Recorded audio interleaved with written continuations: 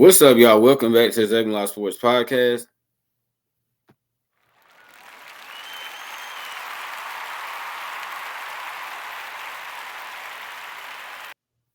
I'm your host, Isaiah. Today, y'all, we have another 2024 WNBA team preview, and we have the LA Sparks. So without further ado, let's get into it. All right, y'all, so let's get into the LA Sparks strengths. I think their first strength is that they have elite shot blockers, and obviously we know that they drafted Cameron Brink, power forward / center out of Stanford last month in the draft with the second overall pick. Y'all, Cameron Brink is one of the best shot blockers I've ever seen. She might be the second best shot blocker I've seen since Brittany Griner. That's saying a lot. I think Brittany Griner is the best. Cameron Brink is the second best. But y'all, the biggest thing I love about Cameron Brink, I mean, obviously we know she can really block the heck out of a basketball. But what I love about her is that she's able to keep the ball in play, right? A lot of times players, when they block shots, they just try to block it out of bounds, hit it as hard as they can. Well, Cameron Brink, she keeps the ball in play, which allows her team to get out in transition and go score a bucket on the other end. So I love that. But then outside of her, y'all, they bring back Azurá Stevens. Azurá Stevens is a really elite shot blocker as well. I mean, this might be the best shot blocking power forward and center duo in the WNBA. When you talk about, you have Cameron Brink at power forward and then Azurá Stevens at center. Yeah, good luck scoring on those two young women in the paint because they're going to be ready to block it every single time. But then, y'all, they also have some pretty solid shot blocking shooting guards in Zia Cook, Ray Burrell, Kia Nurse. None of them average a lot of blocks per game, but they can get you, a block every now and then. So you got to respect that. You talk about y'all, particularly Kia Nurse, considering that she's only like 5'10", right? The fact that she's still a pretty solid shot blocker at her height, really, I love that. And then you look, you also have Monique Billings, who they signed from the Atlanta Dream. She's a solid shot blocker. She can get you, about a block and a half per game. So you love that. I think this is why the Sparks are going to be one of the better defensive teams in the league because they have a really nice group of shot blockers. You get the next strength, y'all. They have an intriguing group of young scoring guards. And obviously, this is led by Lexi Brown, right? Last year, Lexi, she took her game to the next level, right? She averaged nearly 13 points per game and shot nearly 43% from three last season. And, wow, talk about just kind of a coming out party for Lexi Brown because you're talking about her first, 3-4 years in the league, y'all. She was like a bench player. And then last season, she became a starter. She just took off and ran with that. She never looked back. And I think Lexi's going to take another step this year in her game. But outside of her, y'all, they have Ray Burrell, Zia Cook, and Eric McDonald. Now, right now, I would say of those three women, Ari is the best right now, but I think that Zia Cook has the most potential out of all three of them. I think Zia, she can become like a 15-20 point per game scorer in this league. Now, she had a really bad rookie season, right? She only shot like 28% from the floor, 26% from three, but a lot of young shooting guards struggle in their first season, so I think she's going to have a better year this year. Ray Burrell, I was really hoping she was going to take that step last season, y'all. She did not do that, so I was really disappointed in Ray Burrell. This is a huge year for her, right? She's in year 3.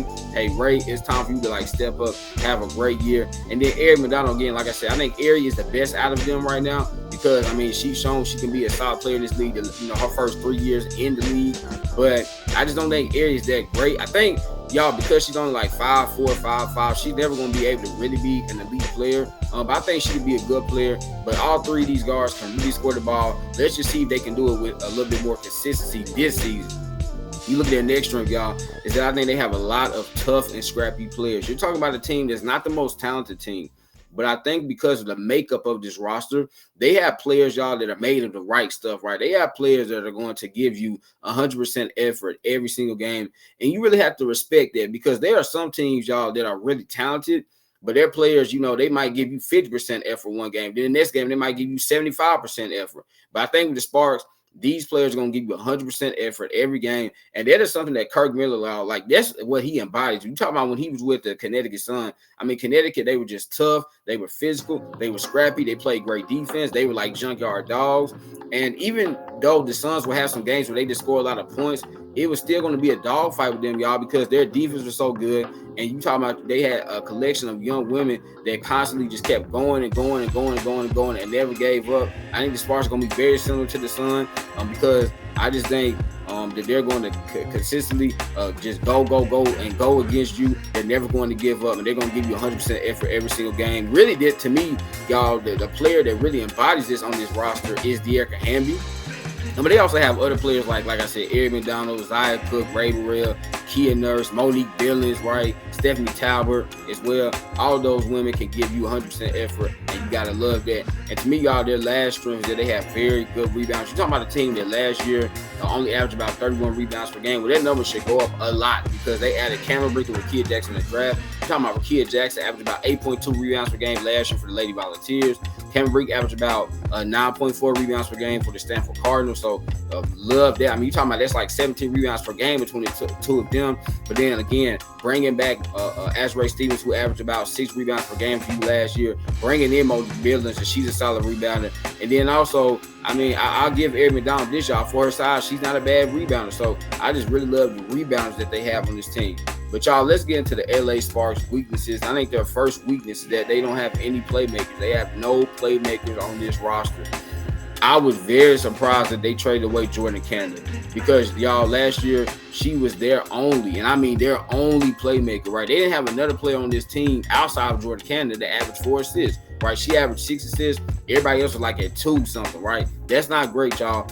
In today's game, you got to have players, okay? Not just a player. You got to have players, plural, that are great playmakers. That can get their teammates the ball when they're wide open, get them in position to be wide open. The Sparks don't have that. I think this is why they're going to struggle to score points because they don't have anyone that can initiate the offense. Lexi Brown, y'all, she is not a point guard, right? She was a shooting guard. She's a scoring guard. Same thing with Zaya Cook and Ray Burrell. Eric McDonald, she is a point guard, but she's more of a scorer than she is a passer. So this team just does not have any playmakers. I think they're going to struggle to score points. You look at their next weakness, y'all, is that they have athletic limitations. You talk about a team with the Sparks last year. They won the worst teams in terms of transition defense and offense. You say, why was that? They had Nico Gumake, right? They still had Jordan Canada, but y'all, they didn't have any athleticism, right? To be a good transition team, you got to have players that can get out and run, players that are quick, players that are fast, that are athletic, that are agile. The Sparks don't have that. That's why their transition offense was so slow, and then their transition defense was god-awful. So I expect more of the same this year because they don't have any athletes on this roster. And the 2 athletes they do have are rookies, y'all, Cameron Brink and Rakia Jackson.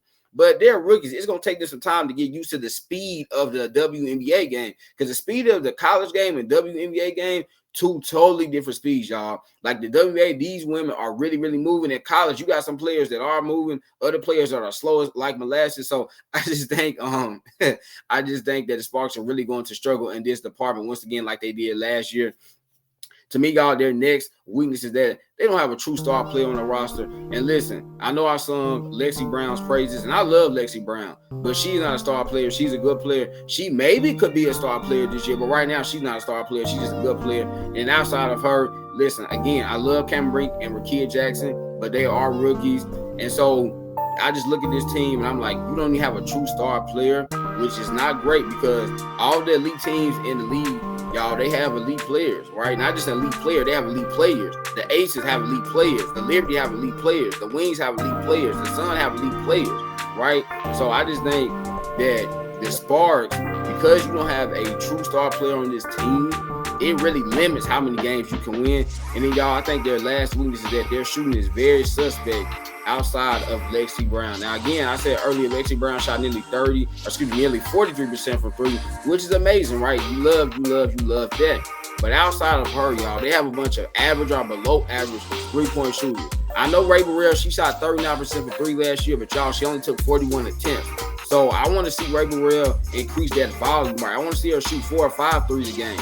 Can she still keep that level of efficiency up if she shoots 4 or 5 threes a game?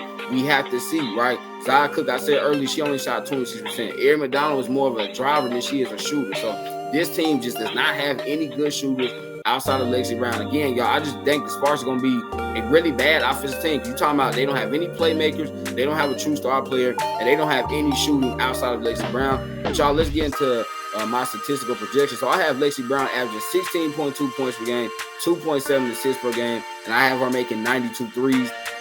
Again, y'all, like I said earlier, last year, Lexi Brown, she averaged nearly 13 points per game. I think that's going to go up. Obviously, they don't have Nico Gumake and Jordan Canada on the roster anymore.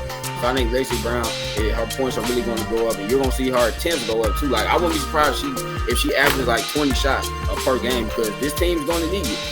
We have Akia Jackson, y'all. I have her averaging 13.5 points per game, 6.6 rebounds per game, and 1.2 blocks per game. This is a really, really good rookie campaign for Akia Jackson. If this ends up being like her numbers are close to her numbers that she's going to average this year, I think with Akia Jackson, y'all, she's a bucket getter, right? She's a very crafty scorer. She has a really, really, really elite mid-range game, and so I think with Akia Jackson will have a really solid rookie campaign.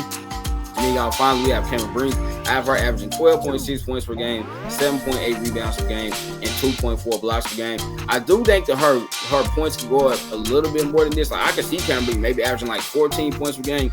But the reason I only decided to go with 12.6, y'all, because I think Cameron Brink could end up fouling out a lot of games, meaning I don't think she could play a lot of minutes in some games because she's fouling out so much. So that's why I was like, nah, I'm going to just have her averaging 12.6 points per game, which for a rookie, this is still a really good year. So let's get into Zay's crazy predictions, y'all. And my first crazy prediction is that Cameron Brink leads the league in block shots per game. As y'all just saw, I have her averaging 2.4 blocks per game. I think that's going to be able to give her the title for most block shots in the league per game this year. So I just love Cameron Brink as a shot blocker. I think she's gonna be able to like beat off somebody like a Brittany Griner, Asia Wilson, and average the most block shots per game. You look at my second crazy prediction, y'all, is that Akia Jackson has 2 35-point games. And listen, I know these are like lofty expectations for a rookie. To think a rookie's going to have 2 games where she scores 35 points. But again, y'all, like I just said, Akia Jackson is a bucket getter. And I think she's going to have a couple of games where she's able to score 35 points. And then my third and final crazy prediction, y'all, is that Zia Cook becomes a starting shooting guard.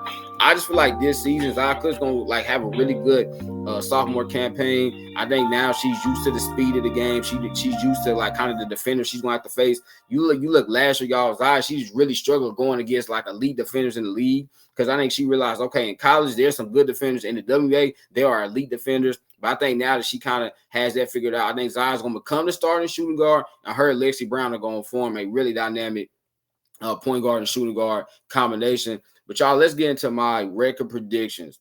So I think best case for the LA Sparks is that they go 17-23. And that was their record last year, right? So if they end up going 17, and 23 again, and you talk about you lost Neko Gumake and you trade away Jordan Canada, this means that Akia Jackson and Cameron Brink have really good rookie years. This means Lexi Brown continue to take another step. This means Zia Cook must have really improved off a really bad rookie campaign. Maybe Ray Burrell, Monique Billings, they gave you something. So I can see the Sparks, yes, end up being the exact same team they were last year, which is not a bad team, but just like an average team. I feel like if you're 17-23, you're not bad, right? Because bad is like, 9 wins, 10, 11 wins. But 17 wins is like, you're average. I can see them being that if Cameron Brink and Akia Jackson, if they come out the gate hot, and then Lexi Brown takes the game to the next level, and Zia has a really good really good sophomore campaign, so I think they could be exactly where they were last year.